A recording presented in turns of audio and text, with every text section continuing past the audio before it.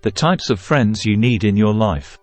In this video, we'll talk about the inner circle and what to look for in friends. Tell me who your friends are, and I'll tell you who you are. Our habits and self-esteem shouldn't depend on others, but we rarely succeed alone. We need others to push us in the right direction with advice, motivation, and sometimes financial help. If you appreciate the video, we invite you to subscribe to our channel and support us with a donation. Thanks to your help, we will be able to continue producing high-quality content and constantly improving our channel. You can do it here below, through the appropriate buttons, subscribe, and thanks. There are no rules about what makes a person a good friend, but there are some things that should always be observed, especially in one's own circle. Let's start with two good friends, Mark and Thomas. They grew up in the same neighborhood, went to each other's birthdays, visited each other in the hospital when they were sick, studied together for final exams, and played baseball together. They were perfect best friends and had sworn never to stop being so. However, even though they were very close, they were different. Mark was the nerd and always number one, while Thomas was average. At some point in high school, Thomas started avoiding Mark because they were so different. However, Mark noticed it right away, and they discussed the problem. Mark explained that he was doing well in school and had no intention of stopping because it was the only way to get a scholarship. However, he also pointed out that Thomas was the captain of the high school baseball team, excelled on the field, and had already received several college scholarship offers from the baseball team. During high school, Mark had been a good friend to him. He didn't deny himself, but he didn't belittle his friend either. By highlighting both of their strengths, he explained why they would both benefit from helping each other in the future. To this day, Mark and Thomas live separately in different cities, but they always find time to meet. Mark is a visionary entrepreneur, lecturer, and investor. Thomas is a successful baseball player, always in the headlines, but finds time to teach students in his hometown. They ride the school bus together, enjoy ice skating, painting, and are part of the swim team. For Carlo, being part of the school swim team is an opportunity to grow and one day join the Olympic team. Every day he arrived at school 2 hours early and swam a few laps before changing for class. He tries to convince Massimo to do the same, but he realizes that Massimo is more interested in being popular at school.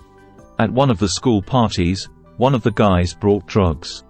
Carlo wanted to win because the swimming competition was approaching, and he wanted to win it. Massimo, on the other hand, was interested in social life. In the end, they drifted apart and were no longer friends. Carlo loved Massimo, but he realized he couldn't keep up with his life. He gladly joined the university swim team and continued to work with his teammates to become a better swimmer. Unfortunately, Massimo and his friends became drug addicts in the neighborhood. At first, Carlo tried to get him back, but he realized that Massimo complained more than he tried to improve his life. Massimo was addicted to drugs, and nothing was more important to him than drugs. In both cases, it seemed that the friendship would last forever. Those who tried to spur each other on continued, but in the second story, they failed. Why? Because the people we interact with in our environment have a huge impact on the kind of people we become.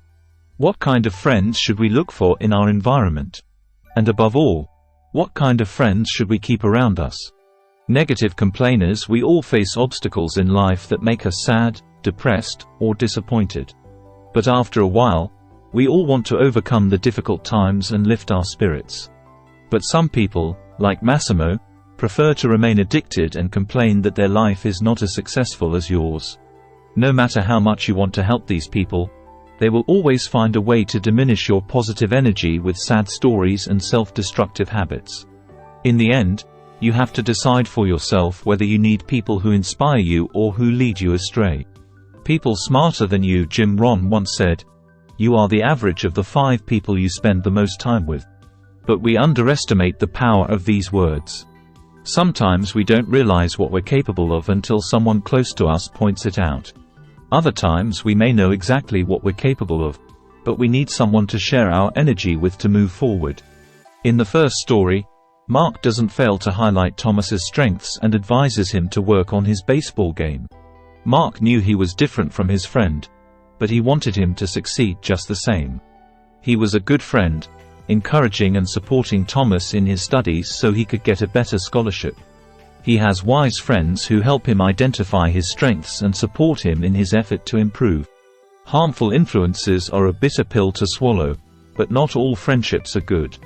No one in the story understood this concept better than Carlo. Carlo knew he loved his friend Massimo, but it wouldn't work if he drowned in drugs and swimming. Carlo refuses to sacrifice his future for a casual good mood. You shouldn't sacrifice your success for a friend who doesn't care about your life. You can help them through tough times, but in the end, you can't force them to change. A friend who gives constructive criticism. It's good to have a friend who is honest with you. They will tell you that you shouldn't drink alcohol on weekdays because it affects your productivity. They will advise you to exercise or get a checkup from your doctor.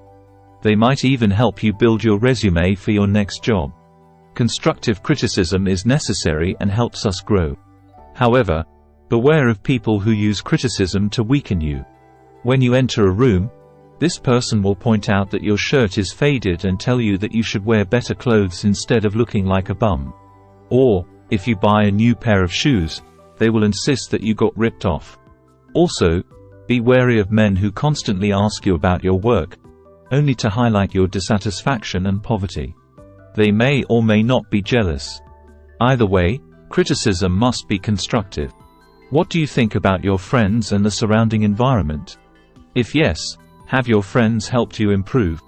Have you lost friends on the road to success? Share your experiences and learn from each other. We are interested in discovering your personal experience on the topic. Write it in the comments and feel free to ask any questions.